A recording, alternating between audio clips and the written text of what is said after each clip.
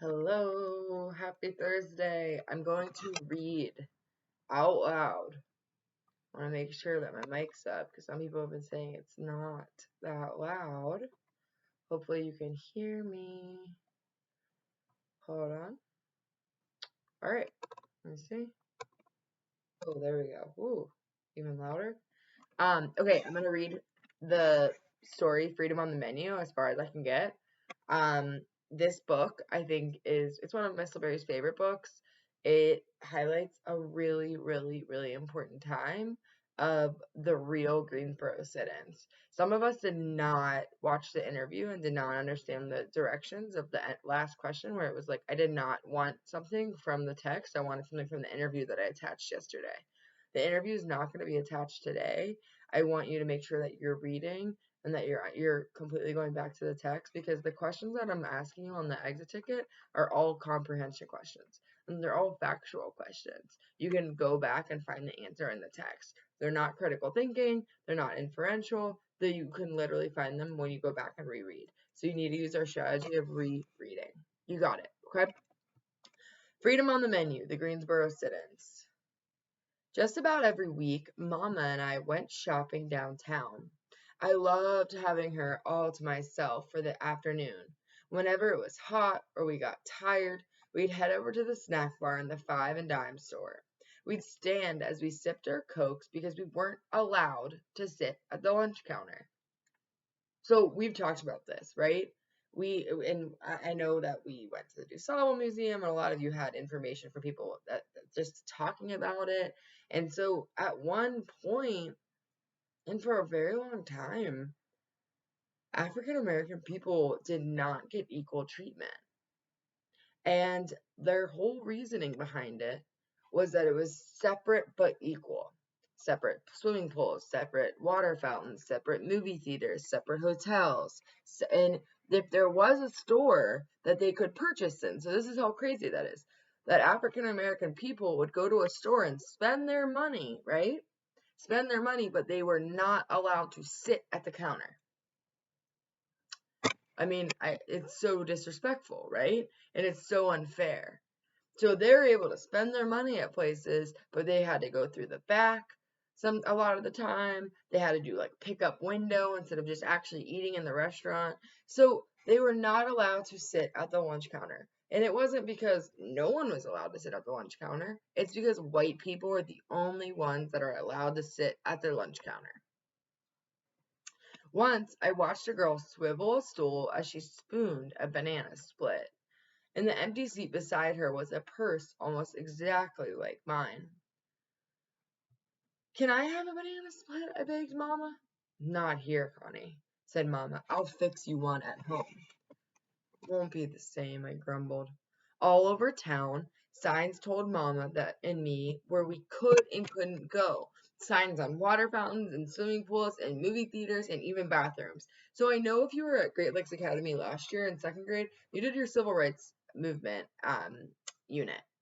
And I know that Miss E did a phenomenal job of putting pictures, and you guys went through the Martin Luther King Walk on Washington, Martin Luther King Walk on Washington's book, and you got to see that, like, and we saw in person at the DuSable Museum a real water fountain that still had colored only and white only on it. And we all talked about how the water fountain for white people was so much nicer and it looked new and it was large and it was easier for people to access, it wasn't really small, right? It was separate, but it was not equal. It seemed that like everything that was for white people was newer and better and cleaner and nicer. And that is the issue. That is the problem.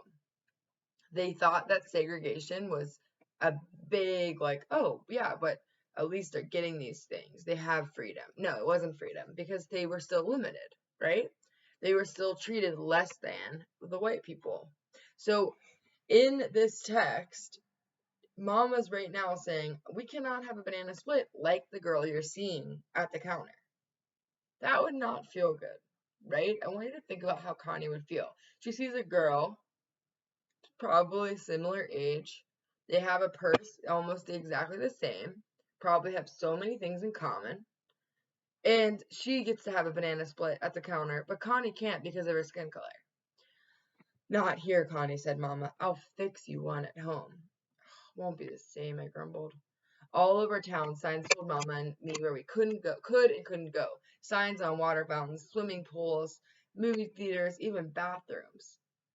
Everybody I know obeyed the signs except my great aunt Gertie from New York. Once she visited us, she drank from a whites only fountain and said real loud, I've never heard of colored water, have you, Connie? Then she lifted me up so I could take a sip. I looked up from the fountain. You'll know better than that, a man scolded. I started to say, sorry, mister, but Miss Aunt Gertie just huffed. I'm too old for silly rolls.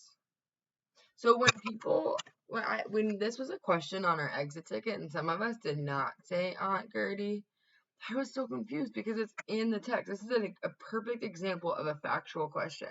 I said, who is the person that seems to be the only person that doesn't obey the signs? And some of us said Connie. It seems like Connie grew up this way and this is the only way she knows, right? She's still really young in the text. So this is an example of a factual question that if we don't go back and reread, if we don't stop and go back to our text, or I'm afraid that some of us aren't even really reading carefully the first time. We have to do it. Okay, I looked up from the fountain. Hold on, nope, we already read that. I started to say, sorry, mister, but Aunt Gertie just huffed. I'm too old for silly rolls. It was a real hot day, but the man walked away without taking a drink. There weren't any signs up in the five and dime, but we still knew how it was. Most people didn't expect change anytime soon, but my daddy thought different. Dr. King's coming to town, he told us one morning. Who's sick? I asked. No, he's not that kind of doctor, Connie, Daddy laughed. He's a minister who's working to make things better for us, said Daddy. This was another question on our exit ticket, that this is a factual question. I said, what kind of doctor does Connie mistakenly think Dr. King is? She thinks that he treats sick people. There's all different types of doctors. There's a doctor that kind of have a doctorate in ministry. There could be a doctorate in a lot of different things that you could teach as a professor at a college, right? You could be a doctor in a lot of different type of medicines. So it's I definitely, probably if I was that young and hadn't heard someone's name with a doctor in it, not being just a doctor at a doctor's office or a hospital, I would have assumed the same thing. So we can go anywhere we please, said Mama. Like the lunch counter? So they're saying right now, like what kind, he's trying to make things better for them. And not just Connie and her family, but African American people as a whole, right? So he's a minister who's working to make things better for us, said Daddy. So we can go anywhere we please, said Mama. Like the lunch counter? I asked. Yep, said Daddy, and other places too. So there's a fight going on, right?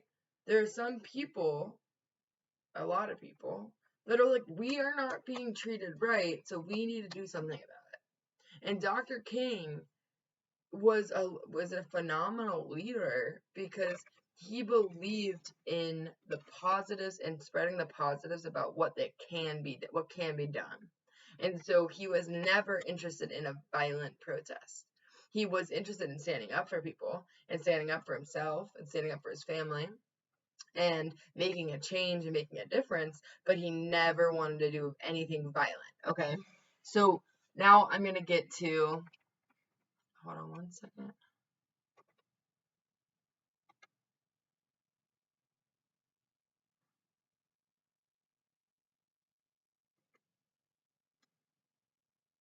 Okay, I'm back. Sorry, I had to pause it really quickly.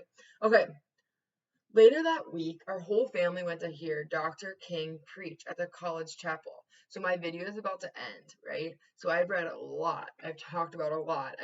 We went and saw some of our answers from the last quiz. My secret answer to my question is New Orleans. My favorite city in the world is New Orleans, and I love it there, and it's so cool. Bye, guys. Good luck.